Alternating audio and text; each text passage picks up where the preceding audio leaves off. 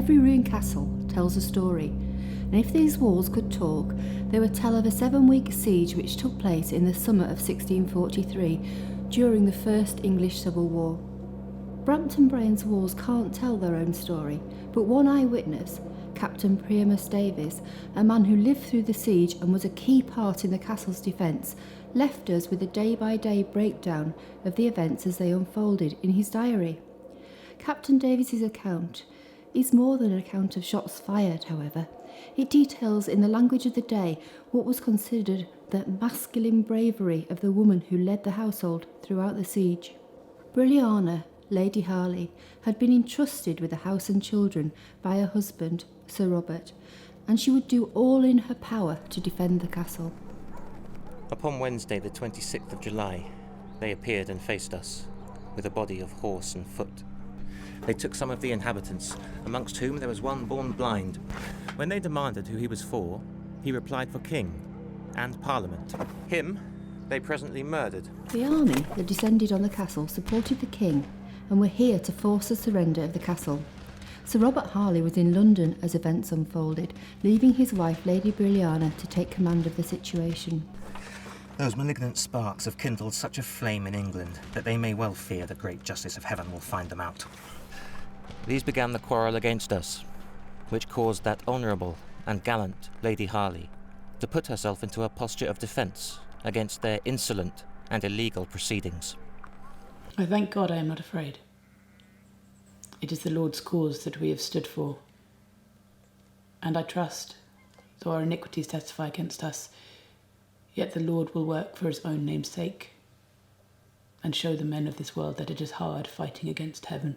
Brilliana's faith was sincere. She and Sir Robert were a pious couple with Puritan beliefs that instilled an earnest sense that they were answerable in their actions to God.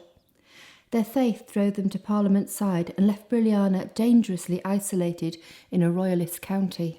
My dear Ned, if you believe how glad I am to have this paper discourse with you, you will read it as willingly as I write it. Since your father thinks Herefordshire as safe as any other country, I will think so too. But when I considered how long I had been from him, my desire to see your father and be in a place of safety made me earnestly desire to come up to London. But since it is not your father's will, I will lay aside that desire. No time to tarry longer. This letter must go with the hamper of mead and partridge pie for my son. I must keep his strength equal to the challenges he will face now in the army. Brilliana's faith never wavered, but she was increasingly alert to the danger that she and her household faced. On the 3rd of August, their flour mills were destroyed and much of the village was razed to the ground. They will not let the fowler bring me any fowl, nor will suffer any of my servants to pass. Now they say they will starve me out of my house.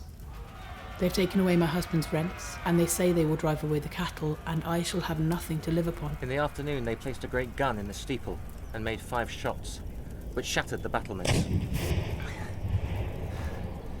In these 9 days, not one of us was hurt. None of us were daunted either by the enemy or by the malignants of the country, who stood upon hills about us, giving great shouts whenever the ordnance played. On the 5th, the enemy made 23 shots more. At last came down a stack of chimneys, at which the Cavaliers gave a great shout. At length, after 7 long weeks, the siege ended. Lady Harley had held the castle, but it was no longer watertight, and the strain of the past weeks had taken a great toll on its mistress. I have taken a very great cold, which has made me very ill these 2 or 3 days, but I hope the Lord will be merciful to me in the giving me my health, for it is an ill time to be sick in.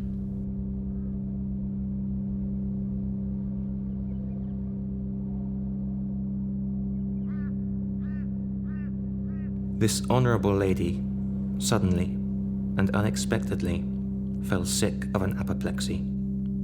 3 days she continued in great extremity, with admirable patience. Never was a holy life concluded with a more heavenly and happy end. She looked death in the face without dread, and the Lord Jesus with joy and comfort, to whom she resigned her soul.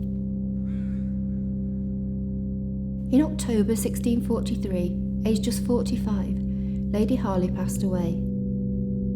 While the castle fell the following spring, her leadership during the first siege of Brampton Bryan Castle was not forgotten, thanks to her own writing and to the accounts of those who knew and admired her, like Captain Davis. Her gallant resolution, her admirable wisdom in government, her earnest zeal in religion, her care of all our preservations, her encouragement in greatest difficulties had so drawn all our hearts to the admiration and honour of her perfections, that her commands carried us into the cannon's mouth. In short, her word was a law to us.